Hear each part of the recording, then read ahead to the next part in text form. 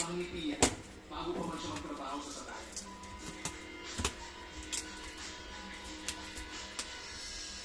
Isa yan sa mga huling habilin ni Sir Gilbert bago pa siya maging acting chairwoman ng kumpanya. Anong habilin naman mo?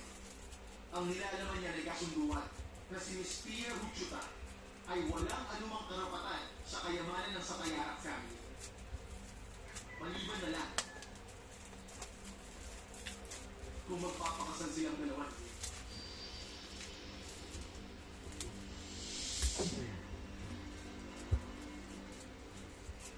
At hindi mangyayari.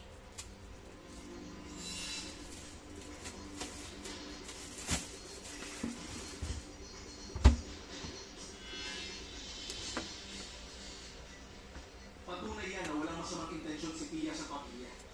Pinirmahan niya ang kasunduan na yan. Nasa sataya siya, hindi dahil sa pera, kundi dahil sa kahilingan ni Sir Gilbert.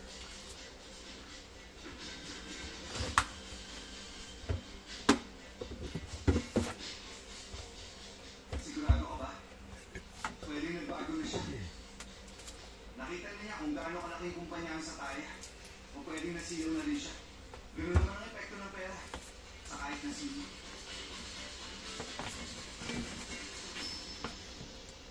Hindi ba nakasama mo naman si Pia? Hindi mo ba nakita ang totoong siya? Pasensya ka na, Will. Pero hindi mo kapera ang kaibigan ko kung dahil ang iniisip mo. At kaya ko rin yan patunayan sa inyo. Hindi ganong klaseng babae si Pia. Ipagtanggol niyo pa siya. Total magkakauri kayo. Will, huwag ka makikinig sa kanila. Labas na to sa trabaho mo. Desisyon na to ng pamilya namin. Hindi namin kailangan ng kung sino-sino nakikilap sa kumpanya namin. Kung tingin mo gusto namin mag-stay, nagkakamali ka, sir. Tumigil na nga kayo. Nakapag-desisyon na rin ako. Hindi naman nanatili si Pia dito sa mansyon. Umalis na kayo.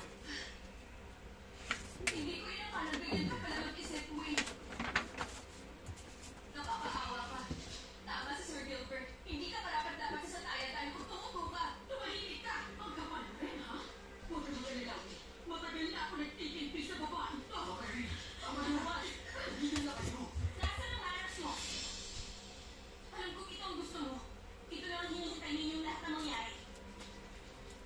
Hindi ko makakasagarin to. Ibibigay ko na kung anong gusto nyo. Aalis ako sa mansyon. Para sa ikatatahimik ng lahat.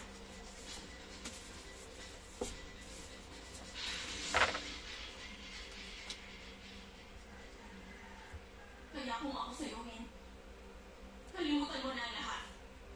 Pati ako kalimutan mo na rin. Pia!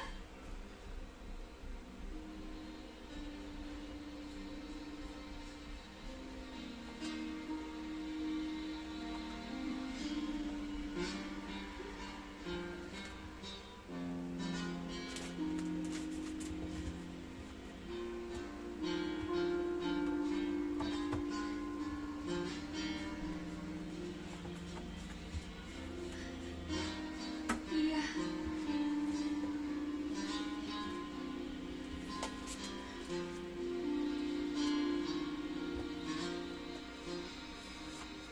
Dapat pinag-isipan mo muna yung desisyon mo, Will. I'm sorry, pero susundin ko pa rin ang nasa will ni Sir Gilbert. Hiling niyang tulungan tayo ni Pia sa kumpanya.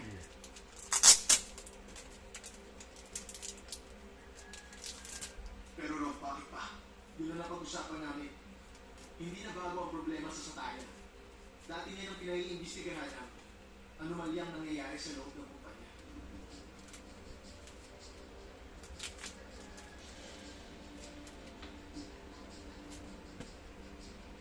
Sino ba kasing may gawa? Pinaghihinalakan niyo pa rin ba si Jello?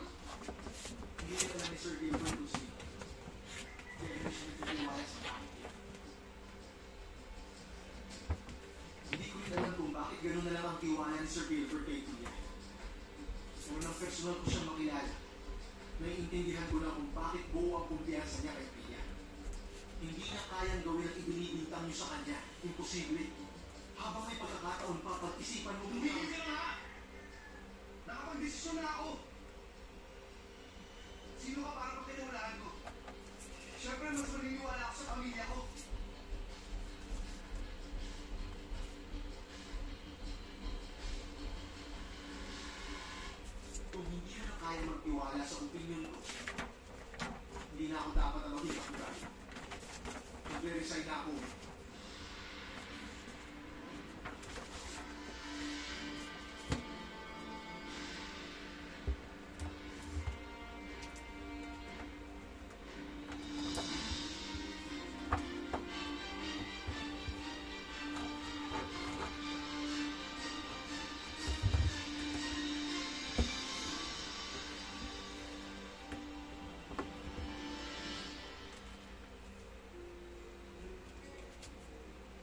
Sigurado ka ba?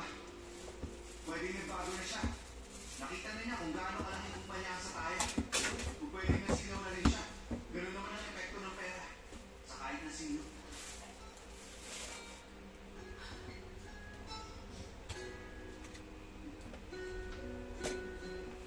Cut.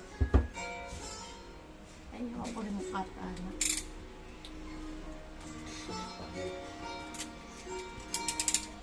Nauwit na kayo kong kamot. Naman. Hindi naman yung natin ko. Lechon naman ko sa amin. Ilabas mo na rin lahat. Naiintindihan kong nararamdaman mo. Pati nga ako galit na galit kay Win dahil sa ginawa niya.